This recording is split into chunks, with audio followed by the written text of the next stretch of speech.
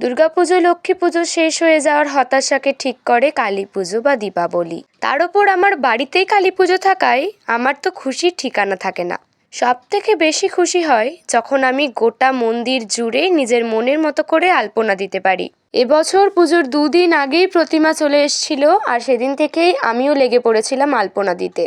প্রথম দিনে আগের বছরের দেওয়া আলপনাগুলোকে ভালো করে পরিষ্কার করে তুলে নিয়েছিলাম। তারপরের দিন অর্থাৎ বারের আগের দিনে শুরু করেছিলাম আলপনা দেওয়া। সেদিনে মন্দিরের ভেতরের আলপনাটা শেষ করেছিলাম এবং পরের দিনে ভেবেছিলাম বাইরের আলপনাটাও শেষ করে ফেলবো। এই দুদিকের কালো রং ফ্যাকাশে হয়ে যাওয়ায় এই দুটো রঙও করে দিয়েছিলাম। দুপুরে লাইটম্যানও চলে এসেছিল, তবে আমাকে পাহারায় রেখে কোথায় যেন চলে গিয়েছিল। তারপর কলা পাতায় ভাত খেয়ে আবার শুরু করি আলপনা দেওয়া। ভাত খেয়ে সারা দুপুর ধরে একা একা বসে আলপনা দিতে পেরেছি শুধুমাত্র এর জন্য।